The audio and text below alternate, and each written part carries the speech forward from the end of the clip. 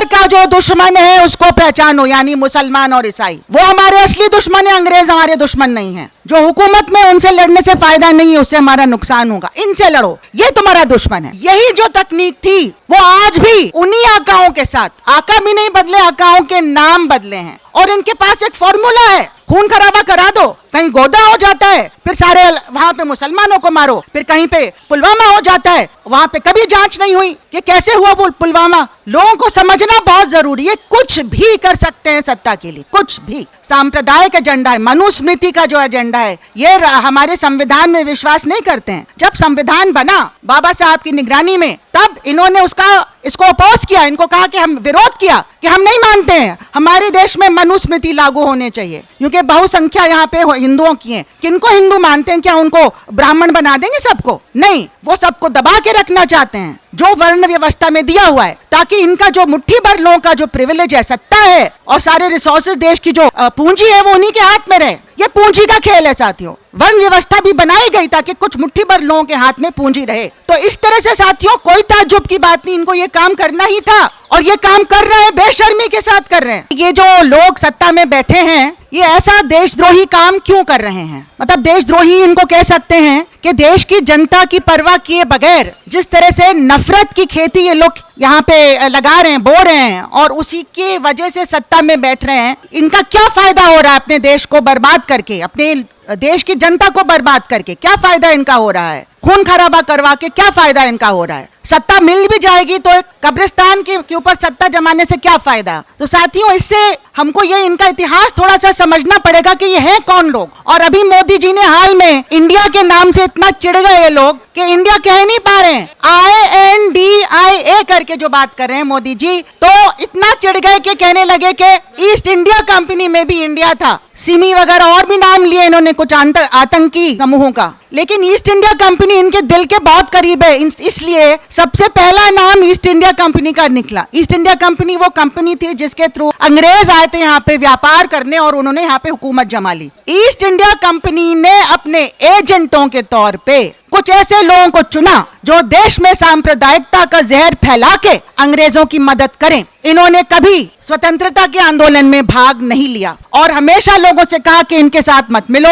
East India company को मजबूर होकर छोड़ना पड़ा हमारा देश, लेकिन बाहर से भी उन्होंने अपनी हुकूमत चलाने की कोशिश की लगातार। कभी वो बड़े बड़े लोन देते थे जो लेने पड़ते हैं कभी कभी, और उससे हमारी नीतियों के ऊपर वो कंट्रोल, कब्जा चाहते थे। शिक्षा नीति, स्वास्थ्य नीति, सरकार पैसा क्यों खर्च करती है शिक्षा पे, बार बार कहते थे। वर्ल्ड बैंक और ऐसी संस्थाएं निजीकरण कर दो, और निजीकरण में क्या हुआ कि ऐसे जो लोग, जो तत्व, जो महात्मा गांधी की हत्या के जिनके ऊपर आरोप लगा था और बैन भी हो गया था, ये संगठन सरदार पटेल ने बैन किया था इन्हें, वही लोग इस तरह का काम वहां पे शिक्षा को अपने कब्जे में सबसे पहले, सबसे ज्यादा महत्व शिक्षा को दिया उन्होंने। और दुख की बात है कि जो लोग सत्ता में थे उन्होंने शिक्षा को महत्व नहीं दिया। कांग्रेस पार्टी और भी जो पार्टियां आई, और इन लोगों ने शिक्षा को जो महत्व दिया, तो शिक्षा का संप्रदायीकरण और किस तरह से लोगों के, बच्चों के मन में जहर घोलने का काम, जिसका नतीजा हमने फिर गुजरात में देखा। गुजरात के जो दंगे नहीं थे, वो एक नरसंहार था 2002 में। उस तरह की जो सोच है, तो वो जो इनके हाथ में आया, और फिर जिस तरह के इन्होंने देशद्रोही काम लगातार किए, तो कोई ताज्जुब की बात नहीं है कि आज भी उन्हीं ताकतों के हाथ में ये खेल रहे हैं।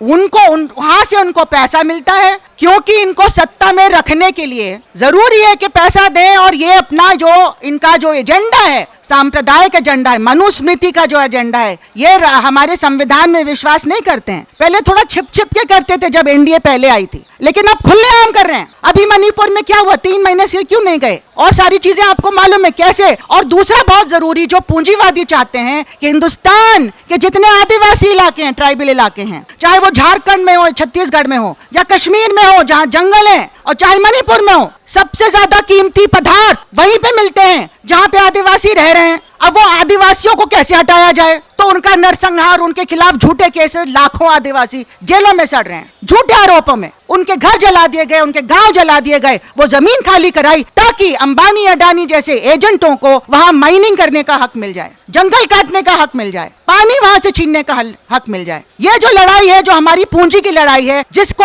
हमारे आदिवासी साथी बचा के रखे हैं, और पूरे देश में जो यहाँ पे आपदा आ रही है, फ्लड्स आ रहे हैं, कुछ ना कुछ आ रहा है, ये इसलिए हो रहा है कि आप पूरी इकोलॉजी देश की खराब कर रहे हैं। जल जंगल जमीन पे आपका कब्जा है, आप जंगलों को काट रहे हैं, हर जगह ये मुसीबत आ रही है, उत्तराखंड में अर्थक्वेक आ रहा है, फ्लड्स आ रहे हैं पूरे देश में। तो ये सब जो हो रहा है क्यों हो रहा है? क्योंकि आपकी जो नीतियां हैं ये पूंजीवादी, मुट्ठी भर पूंजीवादी बनवा रहे हैं। इनको कोई फर्क नहीं पड़ता कि हम बाढ़ों में डूब जाएं, बेरोजगार रहें, हम महंगाई हमारे सर के ऊपर से चली जाए, हमें शिक्षा नहीं मिले, शिक्षा का निजीकरण नई शिक्षा नीति के थ्रू कर रहे हैं। हम लोग लड़ रहे हैं यूनिवर्सिटी में इसके खिलाफ, पूरा ऑनलाइन कर रहे हैं शिक्षा। ऑनलाइन में कोई कुछ सीख सकता है? ऑनलाइन में इनको टीचर को रोजगार देने की जरूरत नहीं, टीचर के बगैर हम चलाएंगे शिक्षा। कैसे चलाएंगे? कौन सीखेगा कुछ? क्योंकि खर्च नहीं करना चाहते, पैसा बचा बचा के एमएलएस खरीदना चाहते हैं, अपना ये जो पार्लियामेंट, नया पार्लियामेंट बनाएंगे लेकिन उसमें जाएंगे नहीं बात रखने, और इस तरह के काम करेंगे, मंदिर बना के लोगों को खुश करने की कोशिश करेंगे। ये ध्रुवीकरण करने के लिए